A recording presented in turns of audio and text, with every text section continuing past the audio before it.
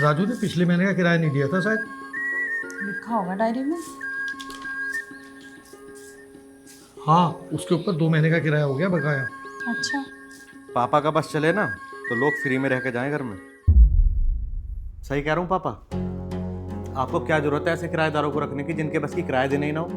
भगाओ ना उसे। किराएदारों की कमी है क्या शहर में? पुराने किराएदार है वो, उसके पापा भी यहीं रहते थे। तो मम्मी हमने ठेका ले रखा है क्या सबका? हम अपना फायदा ना देखें?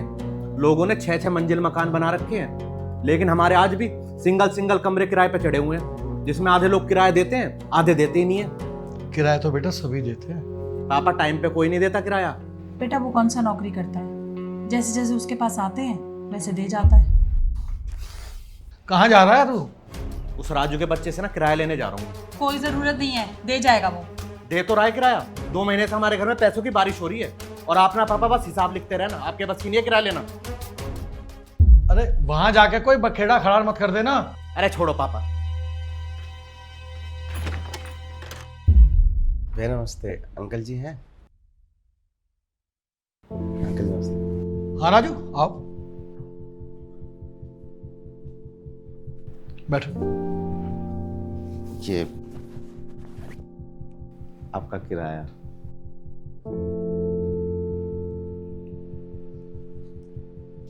वो पिछले महीने गांव चला गया था ना, तो ठेला नहीं लगा पाया। अब ठेला नहीं लगा पाया तो कमाई कहाँ से होती, इसलिए पिछले महीने का किराया रुक गया था। अरे कोई बात नहीं बेटा, कोई। और मम्मी कैसी है? मम्मी तो गुजर गई। वो ब्लड कैंसर बताया था डॉक्टर ने। अब हमारे पास इतने पैसे तो है नहीं कि उन्हें यहाँ वहाँ लेके दौड़ते रहते। फिर डॉक्टर ने भी साफ साफ मना कर दिया था कि ज़्यादा वक्त नहीं है अब इनके पास। तो यहाँ ले आते दिल्ली। आए थे अंकल जी, लेकिन यहाँ के पता चला कि यहाँ तो महीनों महीनों तक नंबर ही नहीं आता।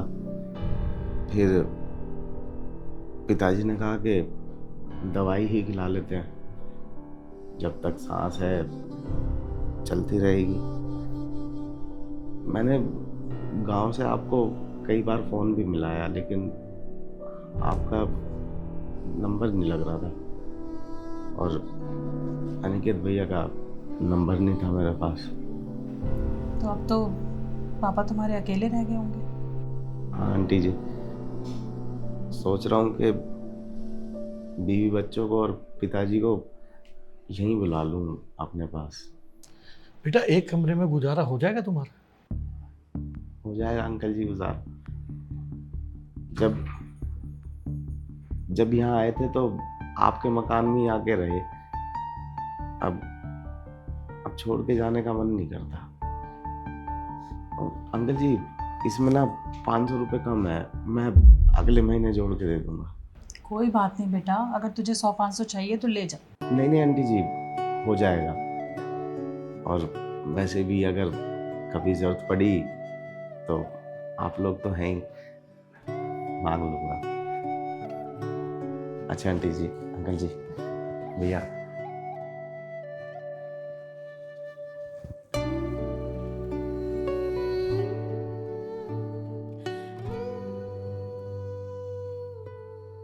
इससे खाली कराने जा रहा था ना तू? देखा उसे? इतने दुख के बाद भी कितनी मुस्कुराहट थी उसके चेहरे पर। बेटा जो लोग 6-6 मंजिला मकान बनाकर किराए पर देते हैं ना, उनके किराएदार उन्हें जूते की नोक पर रखते हैं। वहां ऐसे रिश्ते नहीं बनते। वैसे ही बेटा, जहाँ इंसान को एक दूसरे का दर्द पता ना हो, वहाँ पैसा काम नहीं आता। इनके पैसों से नहीं, इनकी दुआओं से बना है ये घर।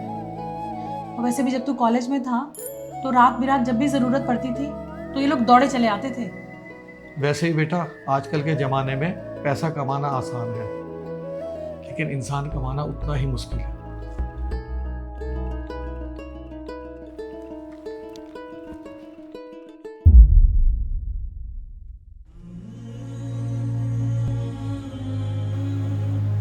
तू कभी किराए पर नहीं रहा ना बेटा, इसीलिए तेरे मुंह से ऐसी बातें निकली। तेरे पापा और मैं 20 साल किराए पर रहे हैं।